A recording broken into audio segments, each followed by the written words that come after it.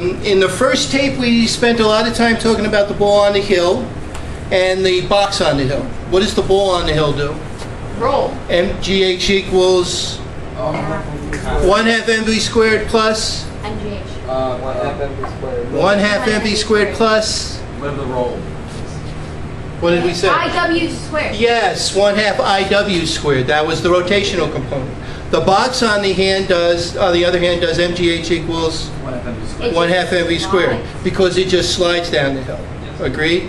And what did we say inertia was? Inertia was the resistance to motion? The motion, or Transition. in our little world, inertia initially will be the resistance to rotational motion. Okay? So when the ice skater brings her arms in, what's her inertia? Small or large? Small. Small, therefore she's going to spin Back. quickly. When she takes her arms out, Large. Slower. large inertia, small rotation. Inversely related. Inversely related, Tara. Well said. Okay, let me do this real quick before we start moving ahead on slide 2. We got 2 cylinders. Which one do you think has more inertia? Solid sphere or the hollow sphere? Solid. Let's assume they both have the same mass. They don't, Solid. but let's assume they do. I would say the hollow. The hollow sphere does have more inertia. Why would that be? Because it's got more weight on the outside. It's Instead of evenly distributed. excellent. The radius for the hollow sphere, all of the mass is located at a specific radius. Whereas the full cylinder, right, you can effectively say that the mass is at 1/2 r, can you? Yeah. Which is a lot less than this. Therefore, which one has more inertia? Hollow. Hollow sphere. Therefore, which one should go down faster or which one should go down slower? Hollow.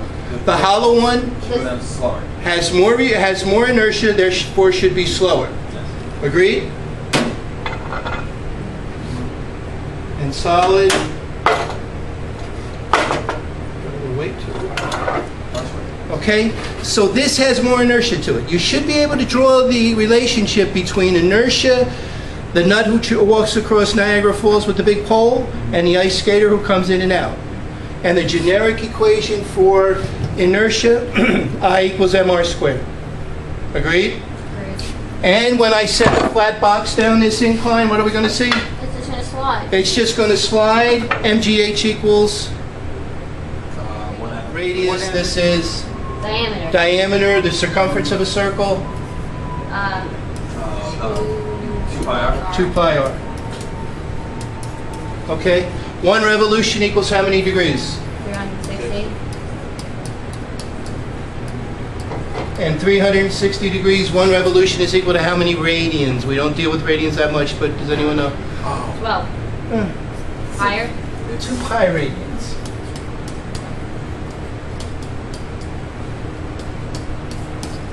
Unfortunately, we have to use radians in the MKS system. MKS stands for meters, kilograms. And seconds. That's correct. So we are going to use radians whenever we're dealing with MKS. So if we're dealing with meters, kilograms, and seconds, we got to use radians. You can't use revolutions or degrees. And the problems I give you will have a lot of revolutions and degrees into it. You got to convert it into radians, which is an MKS unit. Okay? So, we introduced the last video this idea of W. It's really not W. It is the Greek symbol omega. I take that as a wedding. That is the Greek symbol omega. We've seen Greek symbols before. The physicists like to use their Greek symbols instead of X, Y, and Z. They like to use Greek symbols. So W is omega. It is the symbol for angular velocity. It is equivalent in the linear world to V for velocity. So if I'm running at 5 meters per second, that's my velocity, as long as it's a straight line. Okay? But if I'm rotating at a certain rate, 6 RPM, 7 RPMs, right? I'm not going in a straight line. I'm just going round and round and around.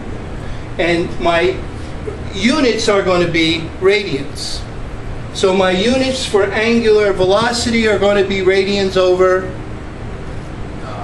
radians is a distance, what's got to be? Seconds. Oh, radians over seconds. Just like velocity is meters over seconds, meters is a straight line, radians is a part of a circle. Does that make sense?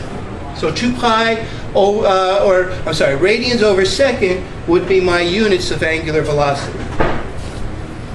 Let's go over the other two important rotational units. Alpha is the units for angular acceleration.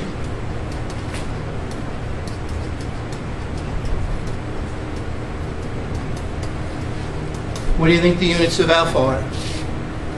Angular acceleration. What is it in the linear world? The units of acceleration in the linear world? Meters over seconds. Meters per second squared.